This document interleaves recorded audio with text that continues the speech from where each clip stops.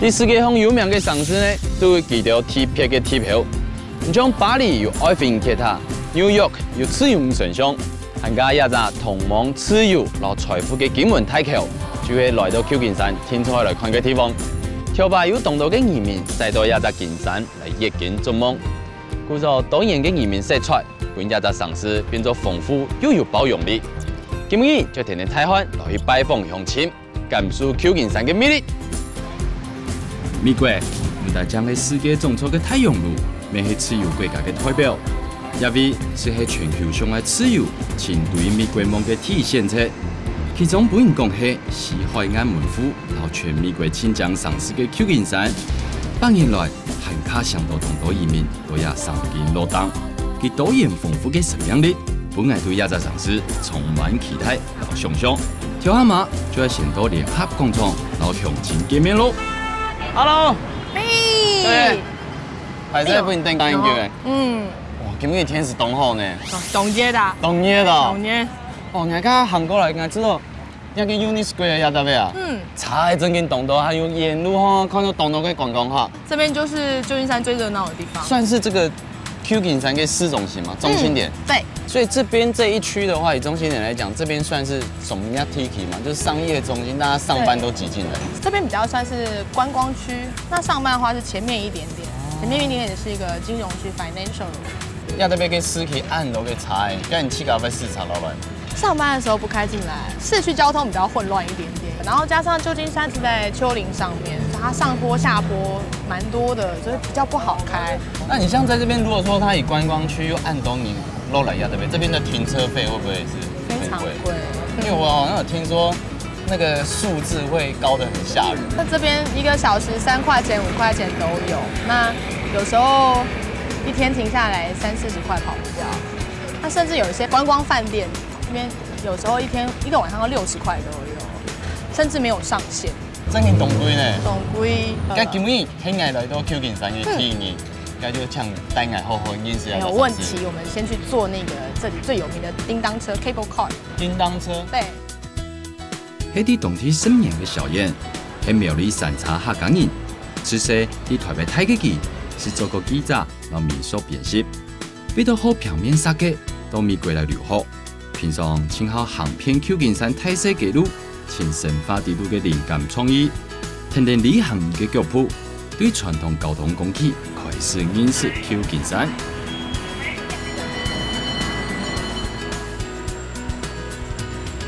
它其实是一个像是小型公车，但是它是人工去拉的，因为它是很古老的系统，所以它经过每个路口要提醒行人通过，都会拉那个叮叮的声，提醒大家有车来了。其实看得出来，亚大茶历史悠久啊，历史很悠久。它这个是目前全世界仅存的人力拉车的系统，就是用人在操控。可是它这应该是电的嘛？对，它是轨道，但是就是像比如说刹车、停车或者转弯，都是要靠这些司机他们去转那个转轴。其实要抽要当我坐在这上面很舒服哎。对呀，因为有风凉凉的吹，蛮舒服的。微风。是啊。 其实看到那些构造其实很简单的感觉，它这个而且用人力，完全这都是很传统的方式。对啊，非常古老的一个缆车系统。而且前面看到该的斜坡，很斜很陡哎，高高低低的。这个100年历史留下来，这个变成现在观光一个很重要的一点。非常重要。不过这个是以前就是像以前交通没有那么发达的时候，他们可能真的都靠这样。他们真的是一开始这个 cable car 的时候，其实有10几条线在运作。那因为后来城市发展，变成车比较多，所以现在走3条线在运作。不然以前住这边的人脚力真的要很好。对呀，那旧金山人很少胖子，因为大家要走路，上上下下。对面的来了，跟对面挥手。哇！ 好近哦！有的时候就是游客跟游客会车，咱们互相嗨翻。真的吗？所以待会我们也可以，所以你可以把手伸出去跟他招手。没错，我要跟你嗨翻。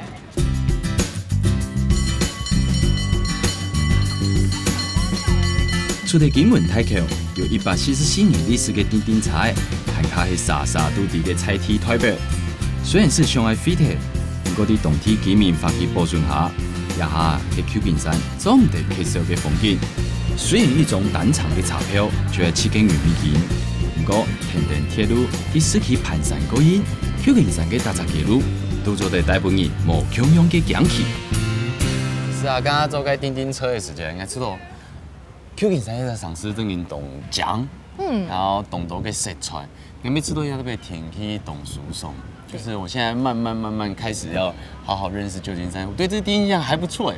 盖龙子，你来鸦片偷出个时间，你对这边的第一印象是怎么样？因为我第一次来旧金山的时候，其实是跟姐姐一起来观光。那个时候对旧金山就觉得哇，真是一个非常漂亮的地方，而且就这边吃东西也还不错，这边的人对人也很亲切，这样就非常喜欢这个地方。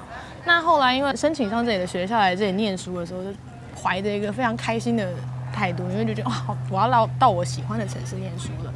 就没想到新生训练的时候要走去学校的路上，立刻被后面一个路人就是说了一句 "Oh yo yellow chick"， 然后我就心里就开始变得有点紧张，想说哇，原来这么美妙的城市还是会有一些不太开心的事情，但因为要在这里生活，所以就开始就觉得有点紧张，要融入一个新环境。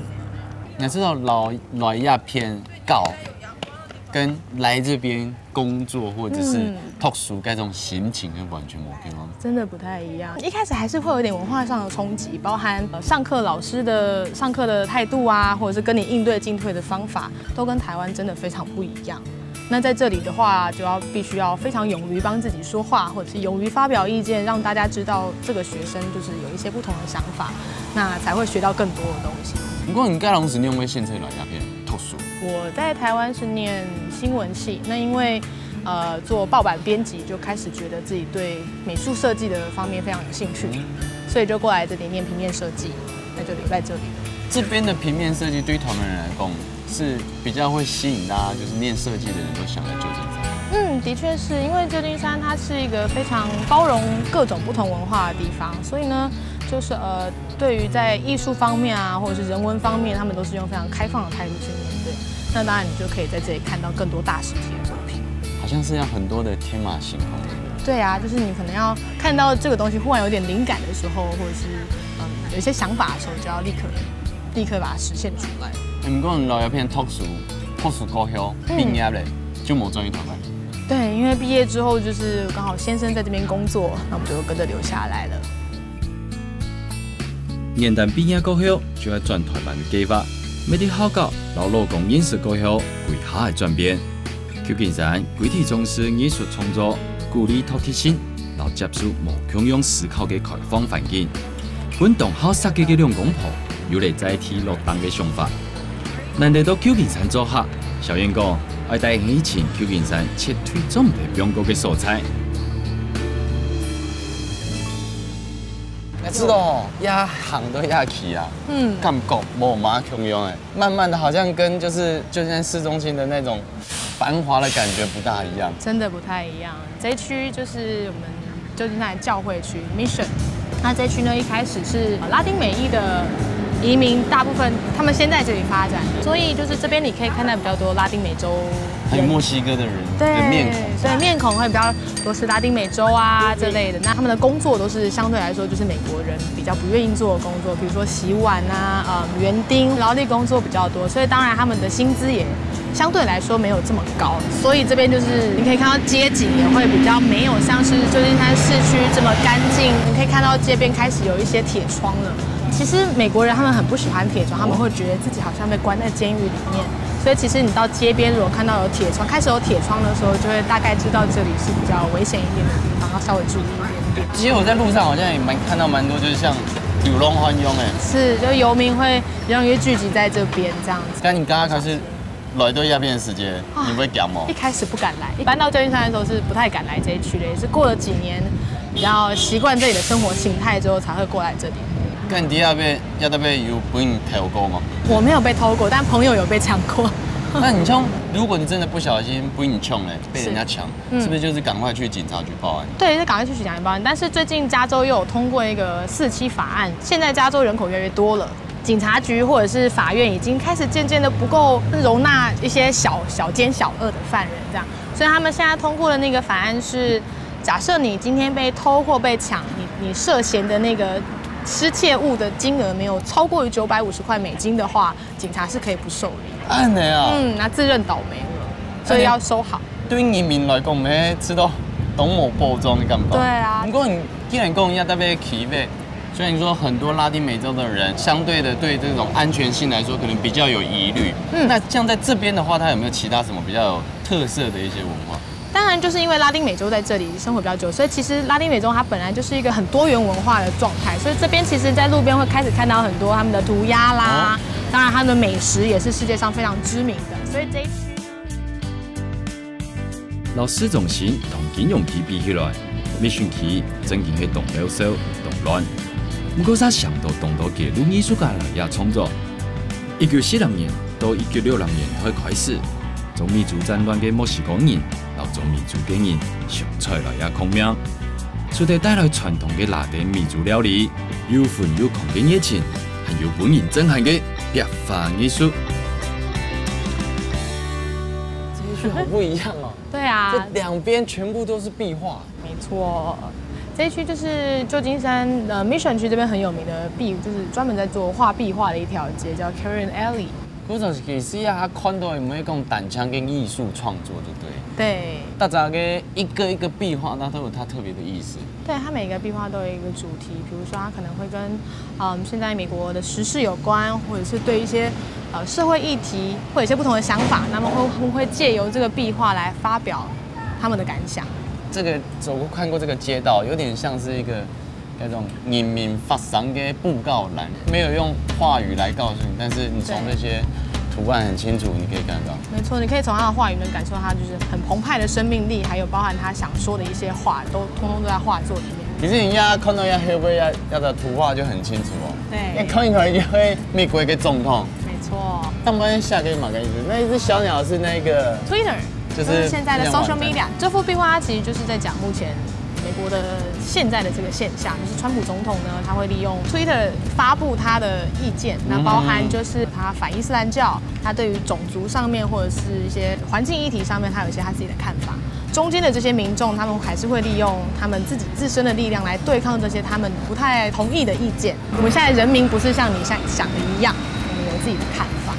以前看到这些涂鸦，你就会觉得好像是一些街头的帮派啊、混啊这种感觉。但是现在其实我觉得，就像你刚刚讲，比如说这些事情，我觉得其实他在诉求真的是一种很 peace 的一个，就是希望人民大家可以我们大家自己和平共处，没错，就团结，族群融合，没有错。其实你在这边，就像你说，你刚开始来到的时候，你也会觉得其实是有被，因为你毕竟好像是一个外来的人一样。的确是，就是当然皮肤不一样，长相也不一样，我觉得就是一开始会有一些隔阂，我觉得是很可以理解的这样子。那只是说，大部分旧金山的地方还是很接纳外来族群，很包容。那种因为我觉得会有隔阂，都是因为不了解。的确，听认识的、熟识的，就会了解彼此的一些特性。对，就其实我们也没有什么不一样，我们只是皮肤不一样。讲起美国壁画制度嘅旧金山，全市总共有600多种壁画。Mission区可能就如雷一般。当到Mission区嘅沙佛研究，美图画家用壁画来讲当地嘅故也系历史，像时光嘅无惯用嘅保存沙期嘅记忆。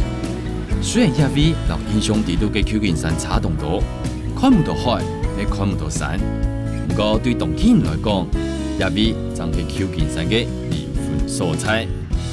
那边看起来就像有个住宅区呢。是啊，但这一区其实是 Mission 壁画艺术活动的起源地。那个东东会跑往那抹哎，你看一下这个是tomato 吗？对啊，tomato。不过也形状很特别。是啊，这个看起来是很像是四季豆。对，四季豆。这一间 Rotisserie 它是非常好吃的烤猪三明治，它其实就是呢猪的五花肉非常多汁，外面酥脆，里面是软的。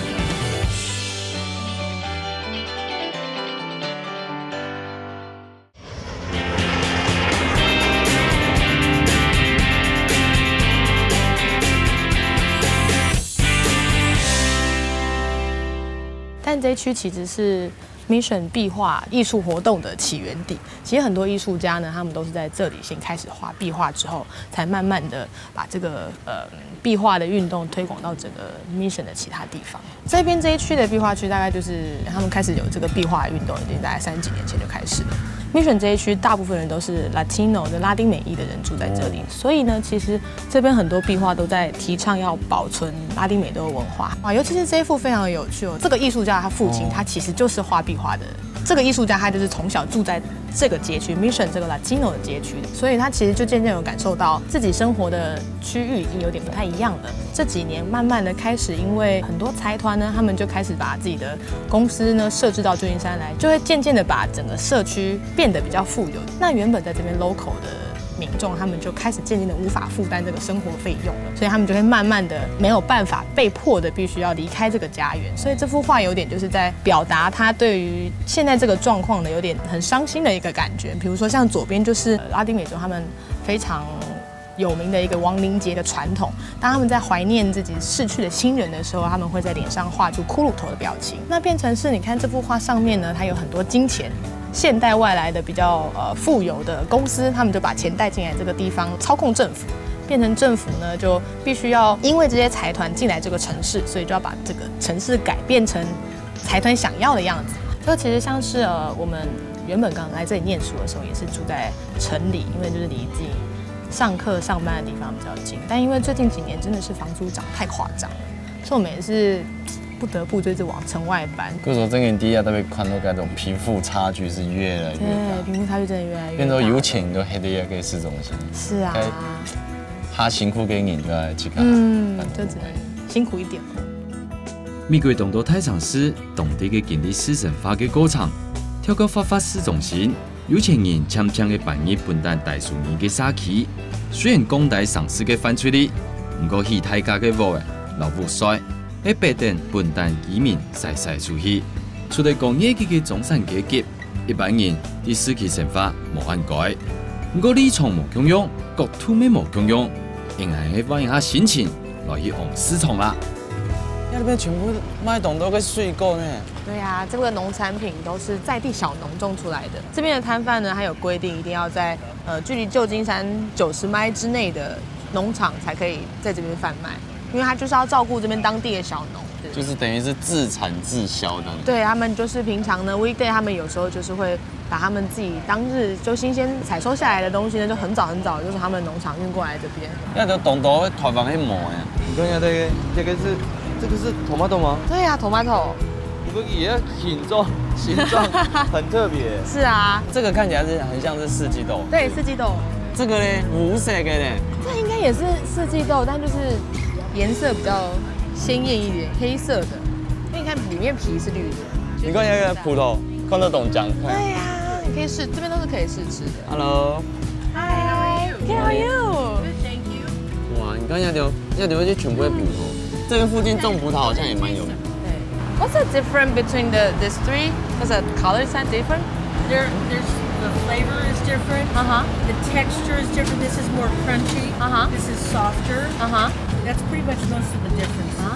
Got it. Thank you. 加州那边跟农业其实是同进步的嘛。非常进步，因为加州这边呢，因为它地非常大，它天气又好，所以它其实得天独厚的环境下，让这边农产品都种植得非常好。这个农好吃啊！好吃，好省。刚刚韩国人这边一片全部又会卖4个东西，这边卖菜，卖果子诶。第二片呢，你有买该推荐的吗？这一间 Roti Rolli 它是非常好吃的烤猪三明治，是意式的烤猪。它其实就是呢猪的五花肉非常多汁，外面酥脆，里面是软的。那它另外意式烤鸡呢，就是整只鸡，它也是用窑烤鸡的方式，非常好吃。哎呀，唐老哦，吃到你听众会懂好吃给你，因为你形容的真的是太美味。哎呀，就赶快来去排队，赶快来试试看。那是讲纽约是真新嘅乐园，嘅旧金山就係总普世嘅天堂。加州偏僻某嘅天使环境，阮旧金山一年挑天就有气又多年嘅色彩。当地人40年前就开始推行是真师傅嘅饮食革命，罕卡改变了当地嘅饮食生态。故说往农夫实习，支持当地小农，变做旧金山湾区国泰城市热闹热嘅风景。像以前老鸦片偷熟的时候，那种经济上的能力当然不是那么充足的时候，一定是能省则省嘛。对啊。不过你像省发当包，你像供发，然后鸦片给你搞朋友啊，那种是一开始的时候会有困难吗？你一开始其实会很挫折，刚开始来的时候英文也不会说像现在比较流利一点点，也可能没有像现在这么敢讲。比如说你去点一个东西，你说我想要吃 A 餐，他可能会听不懂说你刚刚说什么，他只要露出一点点迟疑的表情，你可能就想说更紧张，我是不是说错了？甚至有的学长姐就跟我们讲说，你如果要练习英文，你就打电话去像是PG&E 这类水电的公司，打电话去客服跟他练对话。免费的英文对话教学，就像你要你压他给英文啊，已经够了按多年。如果说跟美国人在对谈上聊天上，基本上是没问题的嘛。对。不过你跟美国人交朋友的时候，会不会觉得有时候好像聊不大起来？有时候会有点隔阂，就是可能自己也会有点害怕，不知道跟他聊什么。对方如果说不是很熟的话，大家可能就是打个招呼，话题就结束了。对，所以就是还是会有一点点不太一样的地方。但在这里，即便我们用同样的语言，有时候可能还是没有办法这么快的交到当地的朋友。当然，还是每个人状况不一样，这样子。像你像刚才可是老鸦片偷熟的时间，你们那种要不要被欣赏啊、老头发的，应该会懂我朋友吧？不太一样，因为我念平面设计系，所以我们其实每一个礼拜都必须要交一些作品，那作品就是直接贴在教室的墙上，公开的。对，公开的。接下来就要面对全班其他剩下的同学的眼睛，因为他们都在看着你，然后大家看着你就开始来批评你的作品啦，可能说这个颜色不对，那个字体太丑，就大家都会想尽办法。大概会给你意见，给你意见。但是其实台湾的美学，或者是说亚洲的美学，跟美国的美学其实是不太一样的。在学习的过程其实就有一点辛苦了，因为你可能要比美国同学甚至国外同学花更多的时间，花2倍的时间来消化这些资讯。你就会觉得好不容易努力的把自己觉得现在最好看的东西放出来，放在上面被批得一无是处，真的会很难过。还有更惨的，应该就是当老师跟你说，我觉得你应该要怎么改的时候，你可能会有一些可能听不懂，所以你必须要先做笔记，或者是拿录音笔，然后把他可能给你作品的意见录下来，然后回家再反复的听。你走在路上真的是眼泪就是默默的就是往外滴，然后还不能被老师看到就擦眼泪这样，就是说。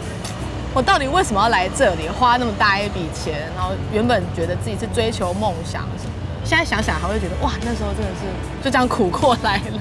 鱼竿同时就是只有真的是一个人，对，不像现在还有至少一个老公可以靠。没错，就是一个人真的是哇，比较辛苦。天天升拜嘅腳譜，韓國街浪時來到愛狀嘅吳適英，太風樂觀嘅小燕，有定客家西門人嘅敬愛。佢講：這條現實嘅路，就算面對更加多困難，咪絕對唔會放棄。不過天天動態嘅景氣，然後政策嘅改變，啲金融災難過後，國際學生嘅愛是條路，咪變到很艱難咧。其實，在國外，像現在你們還沒有小孩的話，養一隻狗還蠻有伴的。而且其實就很像小孩，就小孩啊。像你家啲公司咧做乜嘅條路嘅？我是在一个手机游戏公司，然后做游戏界面的设计师。我最早是念广告，在台湾，然后后来来美国以后是做平面设计，学平面设计。但等到我真的开始拿到我第一份正职，是转去做手机游戏。其实都是有相关性的。你自己也是学设计的，对。其实像现在美国设计的人才缺吗？在几个设计的大城市，像旧金山或纽约，平面设计的工作其实并不难找。那对于我们来说的话，留学生来说更麻烦的一件事，除了找工作之外，还有工作签证。因为美国这边的工作签证，他们比较喜欢的4个行业，可能就会是跟科技有关、跟医生有关、跟数理有关。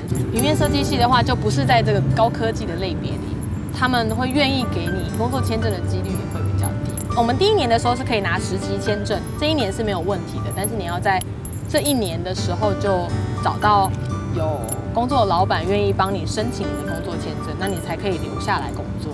所以就像你也是为了迎合美国市场，然后再从设计转到科技。他那时候很辛苦他其实白天在工作的时候也是会到处碰壁，即便就是有一点点，就在美学上面是有点相关的，但是在技术层面上，其实他都要重新学，那就变成是白天在公司上班，然后下班的时候他就打电话给我们另外一个写程式码比较厉害的朋友，然后跟他讲说不好意思，你可以帮我补习吗？然后就缠着他一直问到11点多，人家真的受不了要睡觉了，他就说好，那我明天再来，就是这样子，连续1、2个月都是这个样子。像我这个工作签证的状态，它具体来说就是有一间公司愿意支持我能够在美国工作。那换句话讲，他今天一旦觉得公司觉得我不适合的时候，当他解雇我的那一天，就是他只要把这一份报告寄给政府，我的身份，我的签证身份会马上失效。那就是大概灰色地带，就是说你大概有30天的时间可以整理你的行囊。听你分享完，我觉得那种心里面的压力真的是非常非常的不容易去调试。你年轻的时候是本来就很向往去国外吗？也不是说很向往去国外，因为在国外你看的东西不一样，当然你能够接触到的人也不一样，所以你的眼界其实会比较开阔。我以前小时候还没有真的出来念书的时候，就是可能下课就往外跑，很晚回家。我爸都说我是脱缰野马，没有要回家的。可是你真的出来了，就会一直想家，就觉得哇，不晓得爸爸在家好吗？天气是不是冷了？地震他还好吗？你只能打通电话回去说你好吗？然后老爸就是好像也跟你讲说他没事啦，没事啦这样。然后你又有点心疼，但是你也没办法，因为那怎么办？你也不能说要回去就回去，因为现在就是在这里。像之前灭火器就是台湾一个独立乐团来这边演唱会这样。挤满了台湾人。那我记得那个时候主唱杨大正他说：“我们今天就来这里唱台湾歌，我们就来把故乡带过来。”哇，下面就一票人就尖叫，哇，哭哦，就是，而且真的打动到心，安慰到你们的心。对，那真的是蛮不一样的一个体验。然后我觉得那真的就是你离家的人，你才会理解家离你很远，可是好像又很近，但是你回不去，对啊，会是比较辛苦的一件事情。就像小燕讲的。后生的世界总是想要做公爱，年纪太大的心肝肚，才总是挂掉不下。美国路嘅高大难行，唔係得生人都行到顺利。對外國嘅艱苦，我想需要出外做嘅人才感受得到嘅。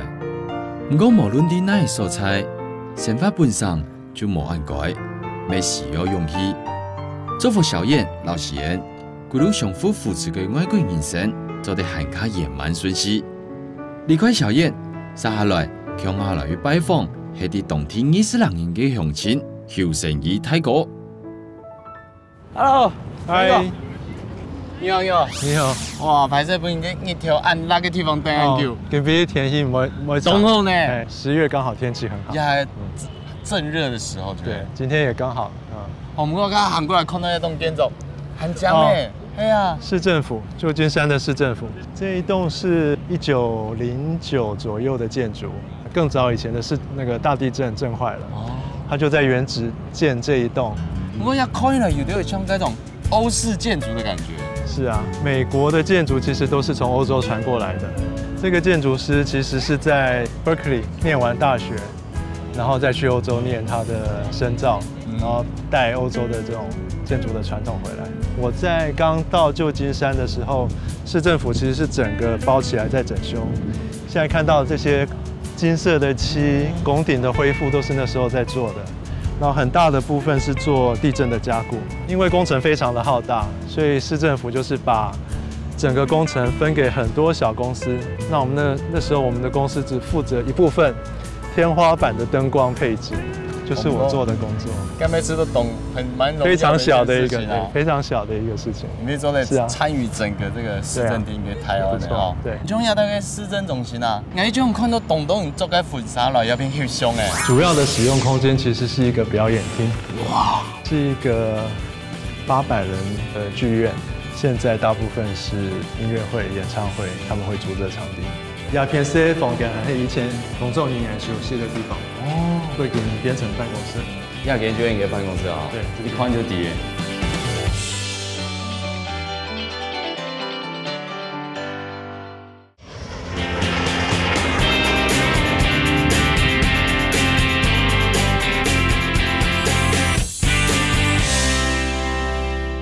中亚大概市政中心啊，我种看到东东做个婚纱了，有边翕相诶。很多人来这边结婚，因为这边是公证结婚的地方，然后里面空间很棒，所以大家都在里面顺便拍婚纱。我跟我太太也是在这边结婚的。哇！我可以带你去看。古手亚的地方对你来讲没很有意义，对，很有意义。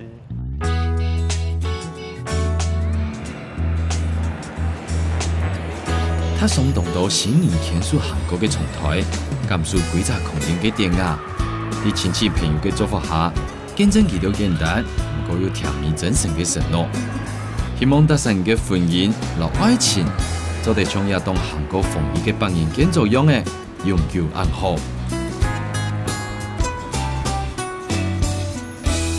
像我當時啊，喺台灣讀嘅建築嘅大學。嘅邊一個鄉，你有冇想講現在來到美國那邊讀研究所？佢喺台灣嘅研究所，他部分了一下論文，係個好做設計，所以就申請美國嘅學校。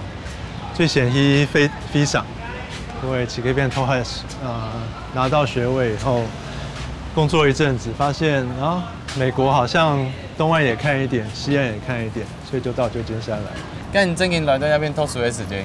嗰種俾人嘅得到嘅感覺，老台灣想象嘅有掙扎嗎？有一點文化衝擊啦，當然沒有來過美國嘛，然後就是念書很不一樣，環境很不一樣，英文也是一個問題，上課大概聽懂一半而已吧，我覺得我學費應該交一半才對。那不過還好，建築是設計比較重要，所以你口頭表達不出來的，你可以畫圖。咁人家佢是一畢業就請到條路咧。我算幸運，對，其實是同學介紹我去做模型，去做紙、做木工的模型，做了半年，他說啊，你可以上班，正式員工。那我覺得，不錯啊，做一樣的事情還有薪水可以拿，還不錯。那時候沒有生活壓力啊。對。蓋龍是132。對啊，而且。他可是做這些。對。但馬某一聽我嚟玩美國，我就想說有工作經驗，累積工作經驗，我就回台灣了。沒有想到做就留下來。咁你從之前啲美國嘅東片讀書，後來再到喺西片過咯，你會知道嗰種東西，嗰差異清代嘅建築嘅有冇嗰掙扎？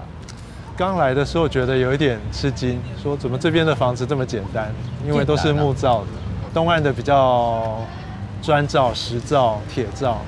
來這邊以後就發現構造方式很簡單，木造的房子。外面再搭木條，或者是上水泥，就是這樣子而已，比較少細部。我當然了解久了以後，你會發現其實這邊有趣的木造房子還是蠻多的。法規有規定，其實木造是最便宜，因為美國自己產木頭，尤其是西岸。那最便宜的方式下，它允許你可以蓋3層樓的木造，超過的話你要開始用混凝土或是鋼構。防火的是一個原因，那防震也是一個原因。看來遇到嘅美術，唔過伊講到建築，就講唔會所嘅受成太高，係對閩南來嘅客家人。另外佢23年來，為了到東片讀碩士，又到西片當緊，用下啲美國學到嘅、老看到嘅，一下啲市中心經營建築事務所，啲充滿變數嘅外國生活，有自家中意嘅條路，咪係佢快樂嘅原因之一。一特別幾日去看以來啊，嗰種特色建築嘅風格就冇乜強用。像台灣的街道，看以來就知道嗰種房子的外表，好像看過去就一看就知道，亞特別就全部都差不多，喺台灣式嘅建築。這邊是還蠻特殊的，就是也有老的建築，也有新的建築。因為以前這個地方是在高速公路的底下，交流道的底下，有交流道的時候，旁邊幾乎都是黑的。沒有步行的空間，因為講該都被當坡，全部都被遮住了，沒有採光了。然後從這個街區到另外一個街區是很不友善的，可是經過一次地震以後，這個交流道整個震垮，那他們就決定我要是平面的，所以現在變成平面式的交通以後，可以產生一些公共空間、綠地，然後大家走起來比較舒服，所以這一區就變得比以前熱鬧、安全。咁你講係唔係舊金山也特別記得對個人嘅用路嘅權利咩動粗重？對啊，其實都市真的是要靠人的活動、人的生活來給它豐富起來的，所以規劃是要以人為主。咁你講到人啊，你講一個乜嘅用嘅城市嘅規劃，真係對人係好嘅。人需要食衣住行嘛，你要走出去有方便的餐饮、购物，那你不希望在都市里还要开长程的车去，然后你可以很方便的回到自己家上班，骑脚踏车、走路、搭公车，这些都是城市规划现在的趋势了。我觉得像这一区就很不错，对。可是我也有去过，觉得走路很累，完全什么东西都没有。哪边？上海浦东给我有这个感觉，然后特定的信义计划区，我觉得也有一些，就是走很长的路，什么都没有。我觉得那个就是失败的例子。其实越集中的居住方式，越能够共用资源、节省能源，我觉得是比较好的方式。就地用营造根本的气候发展，在全球化之下，大家现代城市的建筑风格、材料、技法差别唔大，故所保有大家城市特有的历史体貌，就同重要。就像新加坡城市规划之父刘太嘅先生是讲。老建筑係城市嘅記憶，自然風光就係城市嘅靈魂。對大家城市嘅基因符號，還有堅毅嘅心，就係規劃一個城市唔會變嘅真理。都來嘅辦公室，係來辦公室，老嘅。呀，同建築可以係同講呢，尤其看下個天台，這個電梯是非常有歷史的吧？對啊，1908年蓋的，110年。你講下天台，它有專門嘅人來操控。對，一般人不會開的，怕那個樓地板要對得很準。哦，古時候基本係講多亞層嘅設計會停嘅，用人來看就係。用人控制。帶你看一個有趣的地方。其實你辦公室嘅 building 呢度誒。對，主要的使用空間其實是一個表演廳。哇！其實係正經東南想像嘅動物嘅收容所誒。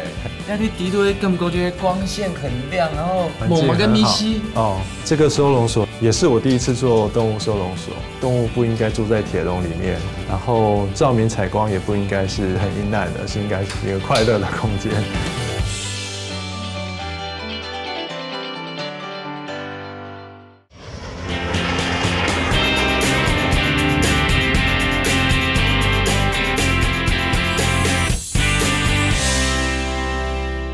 主要的使用空間其實是一個表演廳，哇，是一個800人的劇院，現在大部分是音樂會、演唱會，他們會租這場地。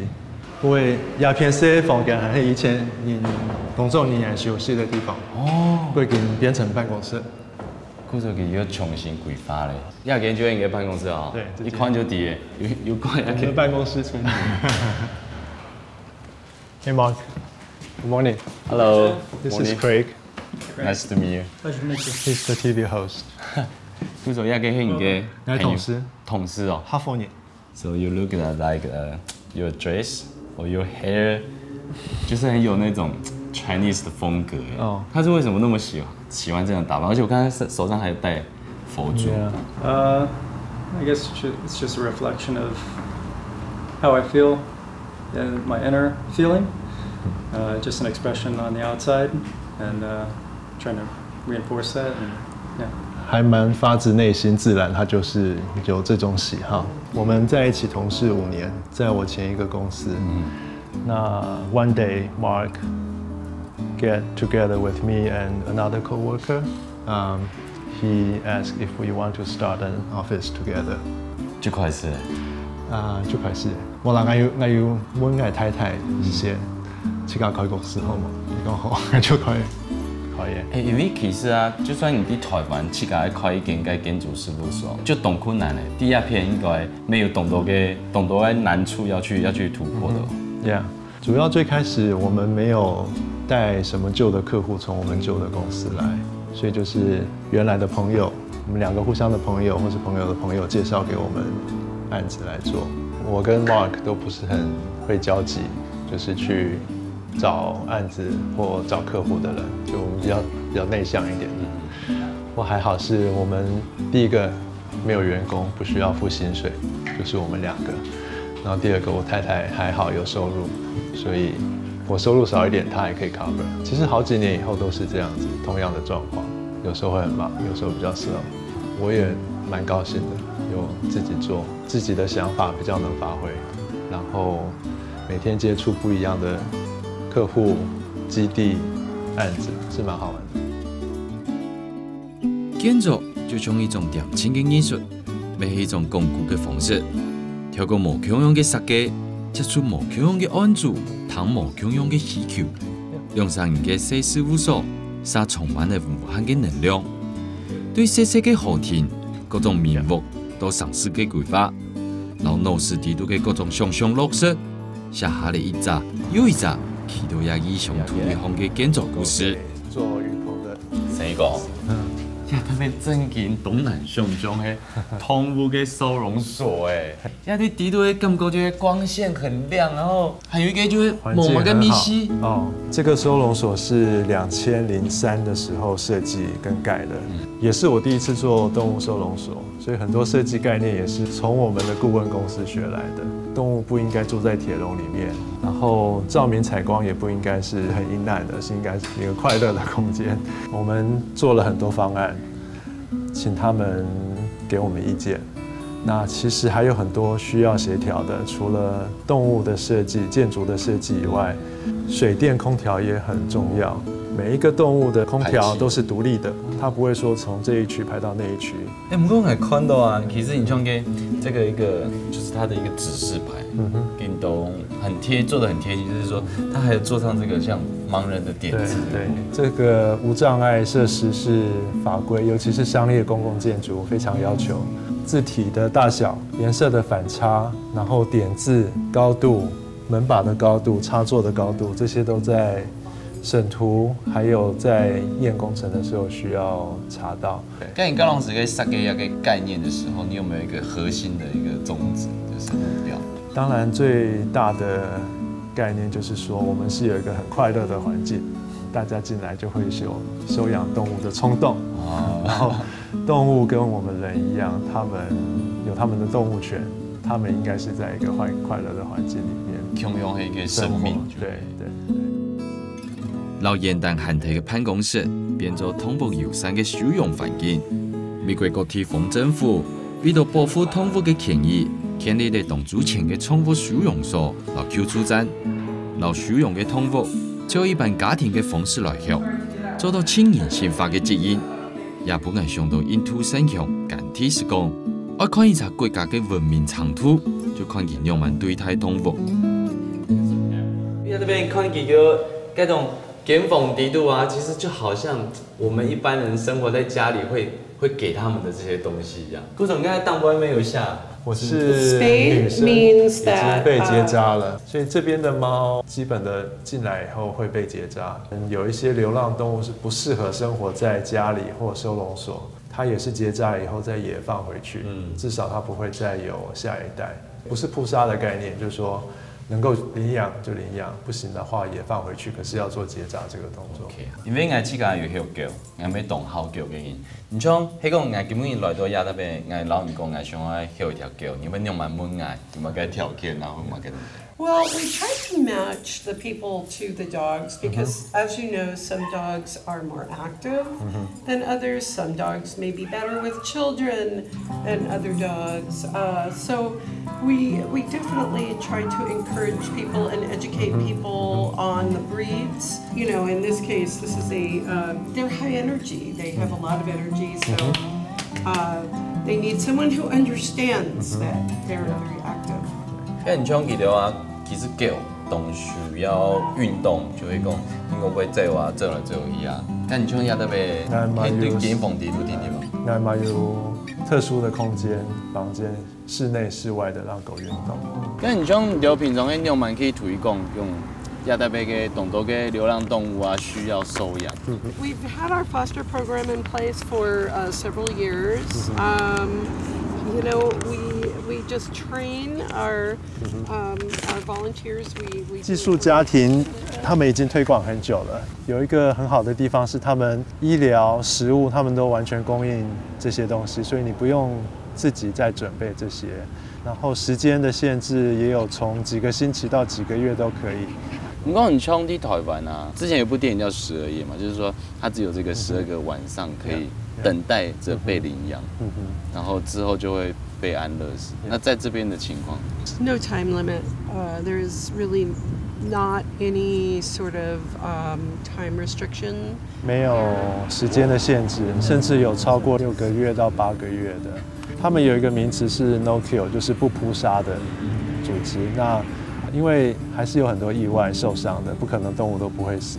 如果有94%的动物都是没有在这边死掉，就是 qualified 不扑杀的，那他们的机构是符合这个的。唯一的例外就是它如果受伤很严重，比我们看到第一只需要截肢的无法治疗，那他们觉得比较人道的方式其实是让它安乐死。所以这个是特殊的例子，他们有可能需要做这个很困难的决定，有时候。